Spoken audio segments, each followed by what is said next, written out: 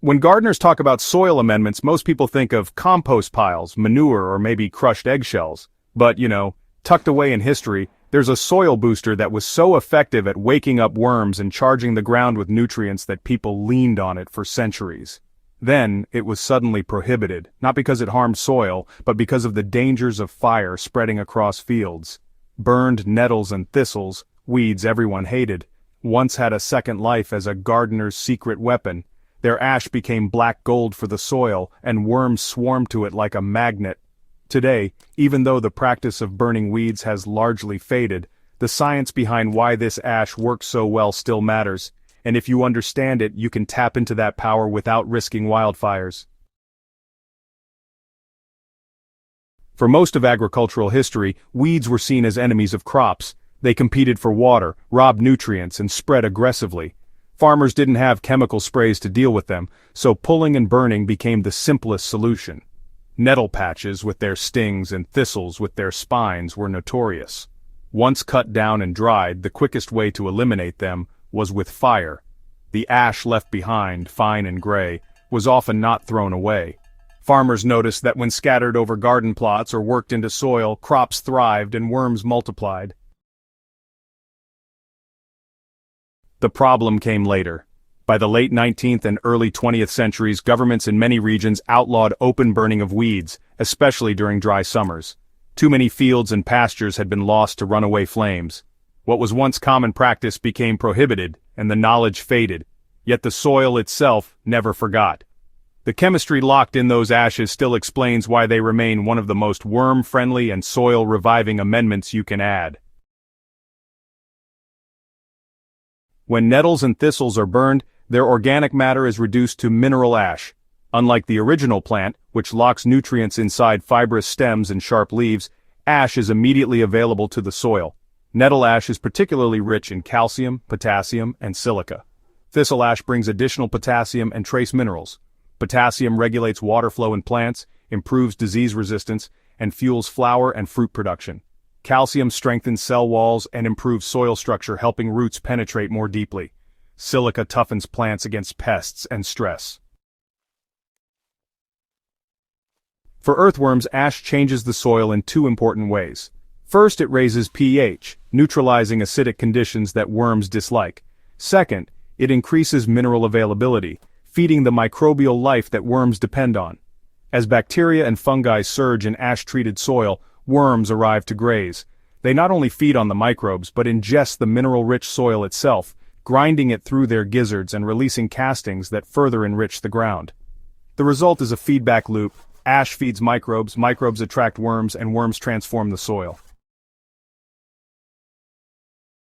Worms are nature's recyclers. Their sensitivity to soil chemistry is far sharper than ours.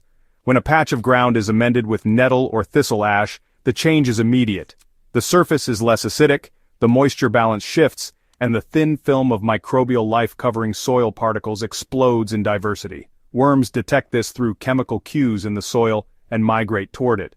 Gardeners of the past noticed this without understanding the science. They would sprinkle ash across tired beds, and within days find worms working the soil in places that had been barren before. Modern experiments echo the same pattern. Where wood ash or plant ash is lightly applied, worm activity increases. Too much can overwhelm the balance, but the right dose creates one of the fastest ways to draw worms into hard, depleted soil. Although burning nettles and thistles is restricted in many areas for fire safety, the principle remains useful. Small, controlled batches of plant ash can be made safely in fire pits, stoves, or even metal burn barrels, making sure sparks don't spread. Once cooled, the ash should be stored in sealed containers away from moisture until it is needed. Application is pretty straightforward, but, it really requires restraint. A thin scattering across the surface or a light raking into the topsoil is enough. Heavy layers can overwhelm the soil with alkalinity and reduce microbial balance. Garden beds, compost piles, and worm bins can all benefit from this amendment, provided it is used sparingly. For gardeners in regions where outdoor burning is banned, dried weeds can also be charred down into biochar in controlled kilns, offering a safer way to capture the mineral wealth without open flames.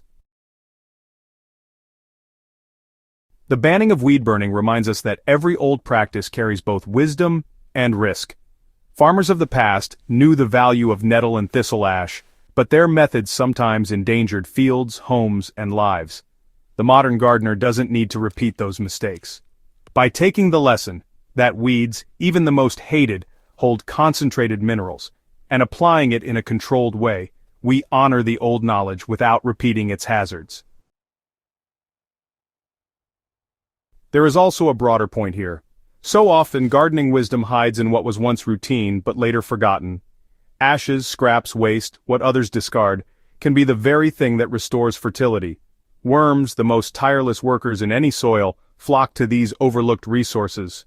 The more we rediscover and adapt these traditions, the stronger and more resilient our gardens become.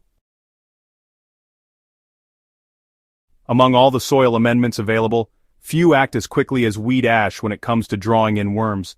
Compost may take weeks to break down, manure improves soil over seasons, but a small application of nettle or thistle ash can shift soil chemistry in just a few days, creating conditions that worms recognize and respond to almost immediately. The key is balance. Too much will harm, but just enough acts like a beacon underground.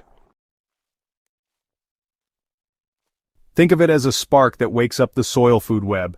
Microbes surge, worms follow, and their castings begin cycling nutrients in ways no fertilizer bag can replicate. In a time when many gardeners rely on synthetic inputs, returning to something as humble as weed ash connects us to an older rhythm, one where soil, fire, and life worked in constant renewal. The story of nettle and thistle ash is one of both prohibition and persistence. Authorities may have banned open burning to prevent fire, but the soil's reaction to those ashes remains undeniable. For gardeners today, the message is not to revive unsafe practices, but to remember the principle. Even the most troublesome weeds hold value. Their ashes, when safely produced and wisely applied, create conditions worms adore and soil transforms under. So the next time you pull a patch of nettles or cut back thistles, don't think only of disposal. Think of the minerals locked within, and the worms waiting to swarm when those minerals are returned to the earth. Soil revival is not always about new methods, sometimes it's about recovering what was nearly lost. If this deep dive into forbidden soil wisdom gave you new tools for your garden, make sure to subscribe to Hydrohaven and share this with fellow growers. There's an entire library of old overlooked tricks waiting to be rediscovered, each one capable of breathing life back into the ground beneath our feet.